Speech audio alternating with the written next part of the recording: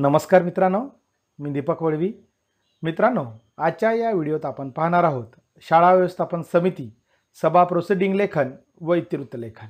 माहे ऑगस्ट 2025 करता सभा क्रमांक 3 साठी कोणते विषय आवश्यक आहे आणि या समितीचे लेखन कसे करावे या संदर्भात सविस्तर माहिती आपण या व्हिडिओत जाणून घेणार आहोत.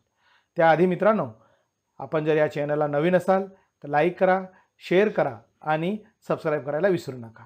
आपणास जर या शाळा व्यवस्थापन समितीची PDF किंवा वर्ड फाईल हवी असेल तर डिस्क्रिप्शनला जी लिंक दिली आहे त्यावरनं आपणही मिळवू शकता. या ठिकाणी शाळा, केंद्र, तालुका, जिल्हा आपणास टाकून घ्यायचा आहे. 4 ऑगस्ट 2025ला मी ही सभा घेतलेली आहे, म्हणून ती तारीख या ठिकाणी मी टाकून घेत आहे. दिनांक 4 ऑगस्ट 2025 रोजी शाळा या ठिकाणी शाळेचं नाव टाकून घ्यायचं आहे. यांच्या अध्यक्षतेखाली शाळा व्यवस्थापन समितीची सभा घेण्यात आली.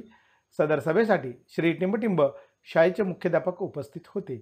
या पद्धतीने थोडक्यात ठराव किंवा ठरावाचा तपशील लिहून घ्यायचा आहे. सभेचा पहिला विषय या ठिकाणी मी घेतलेला आहे, मागील सभेचे इतिवृत्त वाचन करणे. तिसरी सभा आणि पहिला विषय आहे, सभेत मागील सभेचे इतिवृत्त वाचून कायम करण्यात आले. दुसरा विषय या ठिकाणी मी घेतलेला आहे, विविध लाभार्थी योजनांबाबत चर्चा व कार्यवाहीबाबत. तिसरी सभा आणि दुसरा विषय आहे, आज रोजी शाळा व्यवस्थापन समितीची बैठक शाळेच्या मुख्याध्यापक यांच्या अध्यक्षतेखाली घेण्यात आली. बैठकीमध्ये विद्यार्थ्यांसाठी राबवण्यात येणाऱ्या विविध शासकीय लाभार्थी योजनांबाबत सविस्तर चर्चा करण्यात आली. मोफत पाठ्यपुस्तक, शालेय पोषण आहार योजना, शिष्यवृत्ती योजना, दिव्यांग विद्यार्थ्यांसाठी विशेष सहाय्य योजना, सदर योजनांबाबत सर्व पालक व विद्यार्थ्यांना संपूर्ण माहिती देण्यात यावी, यासाठी पालक सभा, सूचना फलक व मोबाईल मेसेजिंग यांचा उपयोग करण्यात यावा, याबाबत चर्चा करण्यात आली. या विविध लाभार्थी योजनांबाबत पालकांना माहिती देऊन प्रोत्साहित करण्यात यावे असे सर्वानुमते ठरवण्यात आले व तसा ठराव हा सर्वानुमते मंजूर देखील करण्यात आलेला आहे. या ठिकाणी सूचक अनुमोदक आपणास टाकून घ्यायचा आहे. पुढील विषय आहे विषय क्रमांक 3, विद्यार्थ्यांच्या व पालकांचा शालेय कार्यामध्ये सहभाग वाढवण्याबाबत ठराव. शाळा व्यवस्थापन समितीची बैठक शाळेच्या मुख्याध्यापक यांच्या अध्यक्षतेखाली घेण्यात आली.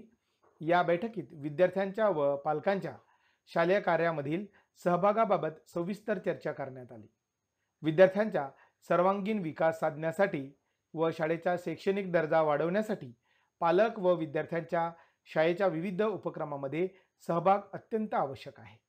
शालेय उपक्रमामध्ये पालकांचा सहभाग वाढवण्यासाठी त्यांना निमंत्रण देण्यात यावे. उदाहरणार्थ विज्ञान मेळावा, वार्षिक स्नेहसंमेलन, आरोग्य तपासणी शिबिर, स्वच्छता मोहीम इत्यादी. विद्यार्थ्यांना जबाबदारी देऊन नेतृत्व गुण वाढवणे. यामध्ये शालेय स्वच्छता, लायब्ररी व्यवस्थापन, कार्यक्रम नियोजन यासाठी विद्यार्थी समित्या नेमण्यात याव्यात.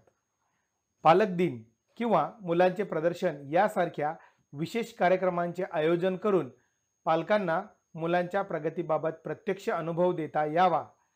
शाळेच्या स्वच्छता, पोषण आहार, हजेरी व शिस्तबद्धतेच्या बाबतीत पालकांशी समन्वय ठेवण्यात यावा.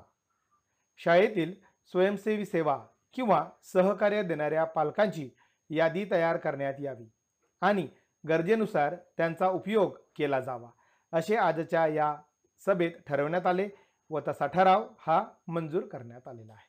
या ठिकाणी सूचक अनुमोदक आपणास टाकून घ्यायचा आहे. पुढील विषय आहे विषय क्रमांक 4, सुधारित पॅट अंतर्गत पायाभूत चाचणी आयोजनाबाबत. फार महत्त्वाचा असा हा विषय आहे.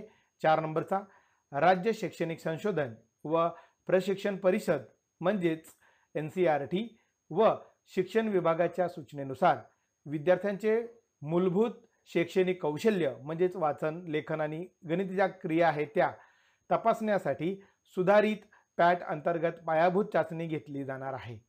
या संदर्भात खालील निर्णय एकमताने घेण्यात आले. पायाभूत चाचणी ही शाळेतील इयत्ता 2री ते 8वी पर्यंतच्या सर्व विद्यार्थ्यांची घेतली जाणार आहे. चाचणीमध्ये मुख्यतः भाषा, गणित व इंग्रजी या विषयांचा समावेश असेल. याबाबत चर्चा करण्यात आली व पायाभूत चाचणीबाबत नियोजन करण्यात आले. चाचणीचे आयोजन शाळेच्या वेळापत्रकानुसार व नियोजनानुसार करण्यात यावे.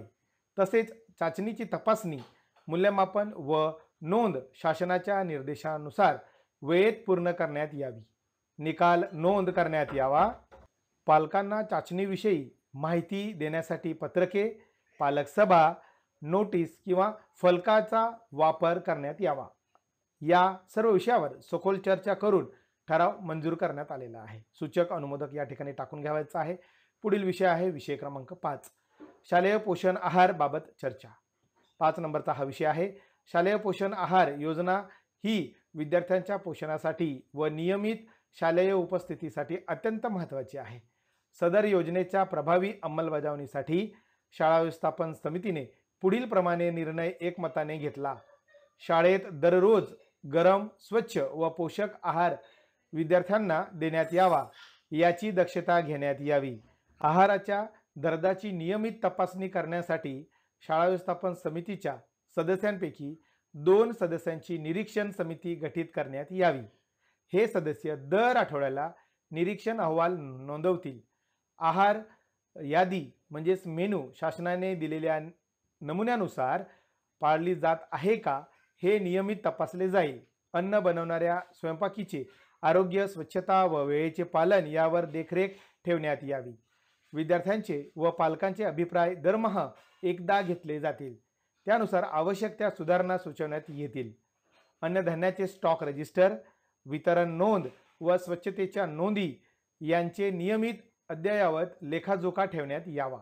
वरील प्रमाणे ठराव शाळा व्यवस्थापन समितीच्या सर्व सदस्यांनी एकमताने मंजूर केलेला आहे. या ठिकाणी सूचक अनुमोदक आपणास टाकून घ्यावायचा आहे. पुढील विषय आहे विषय क्रमांक 6, बाल सुरक्षा व उपाययोजनांबाबत.